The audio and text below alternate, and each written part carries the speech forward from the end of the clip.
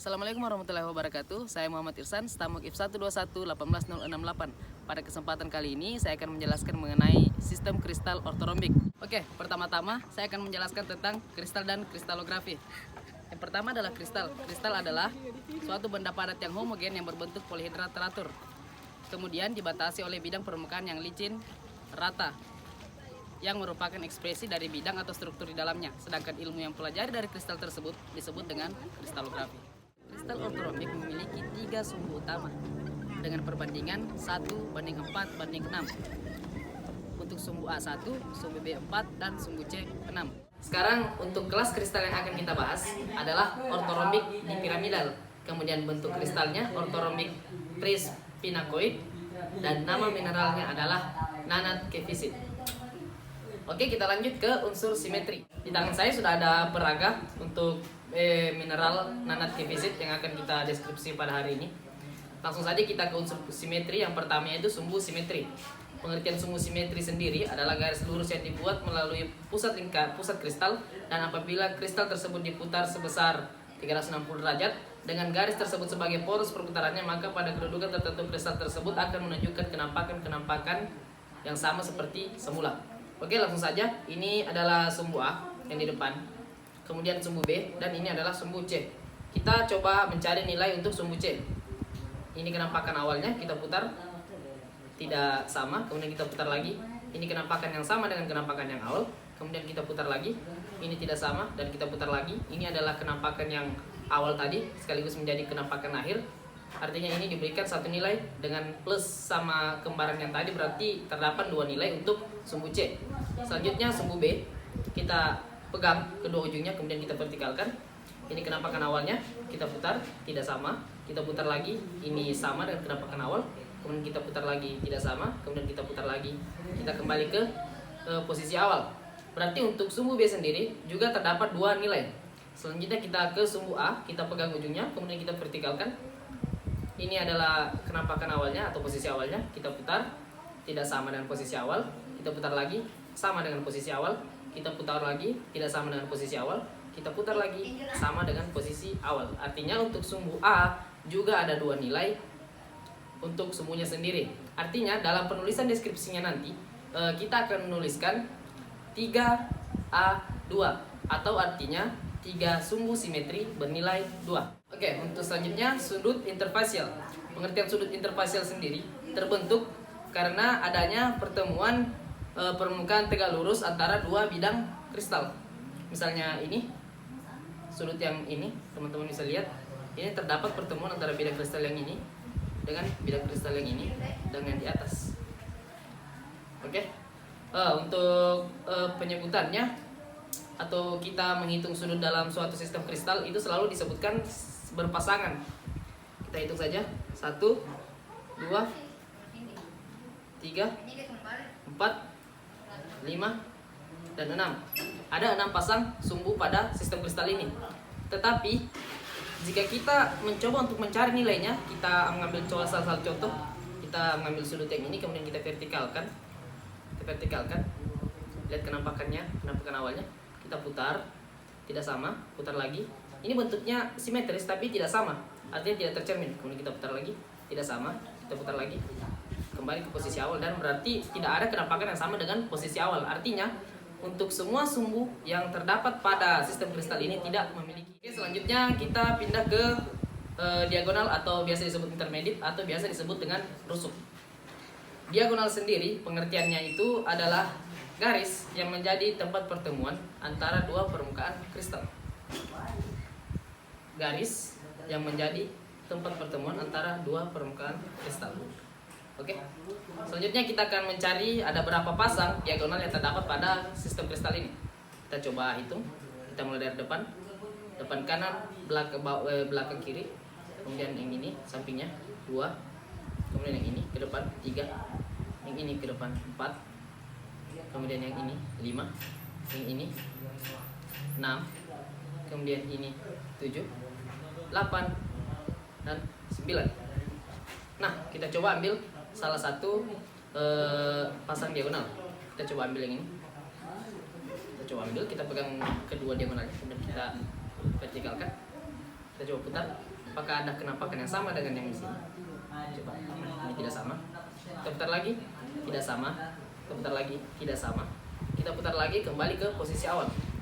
Nah, dalam interpretasi saya hanya ada satu pasang diagonal yang mempunyai nilai atau lebih dari satu nilainya, yaitu diagonal yang ini dengan yang di belakang sini.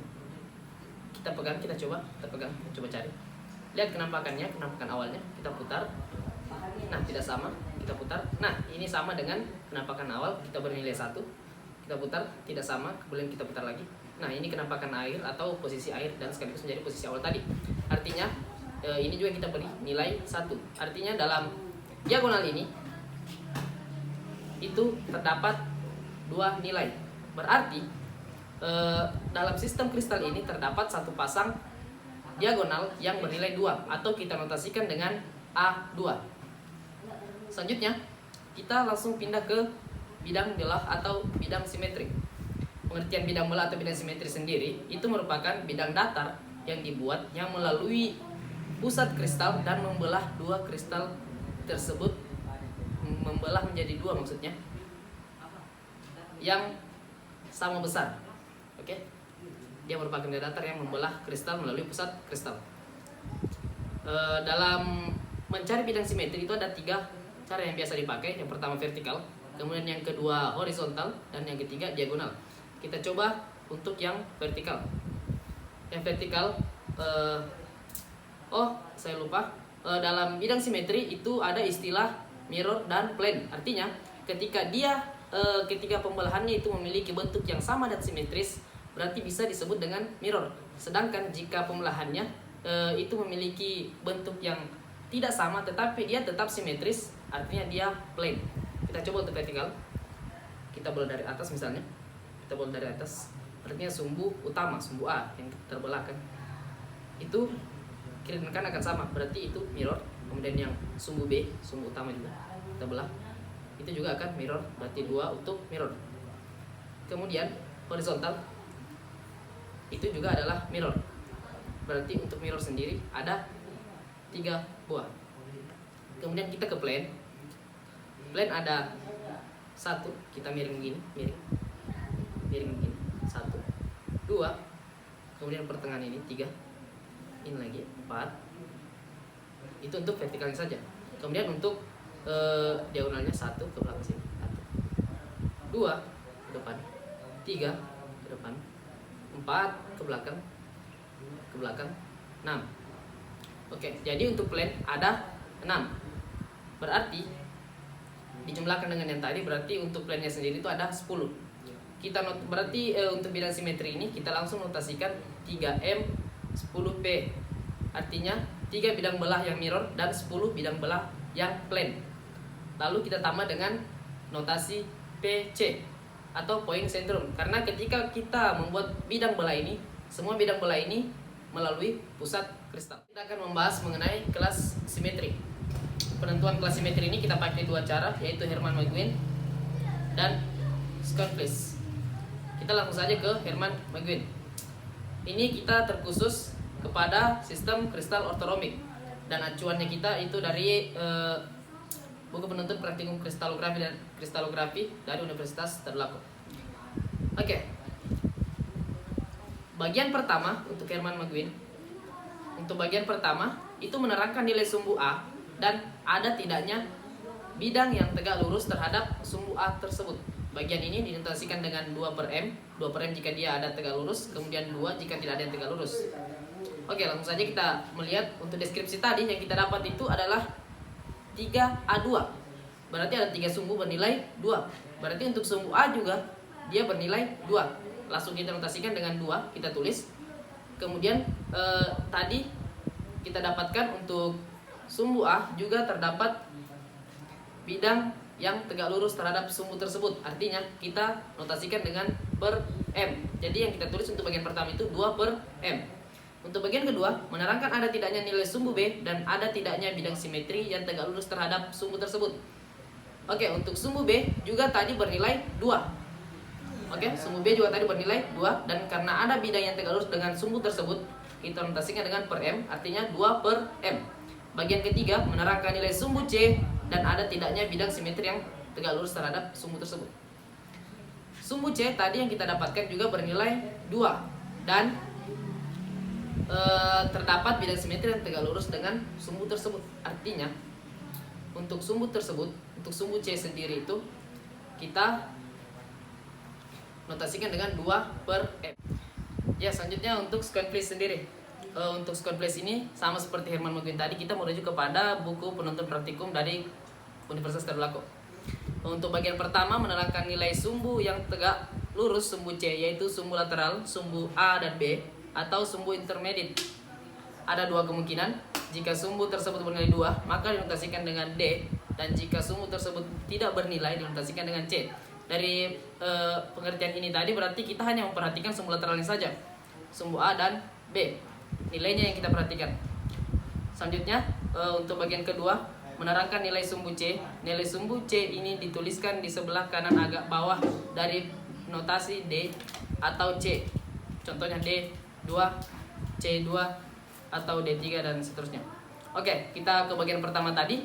Nilai sumbu lateral yang kita dapatkan tadi, yaitu sumbu A dan B, itu adalah 2. Artinya kita notasikan langsung dengan D. Kemudian nilai sumbu C tadi yang kita dapatkan juga adalah 2.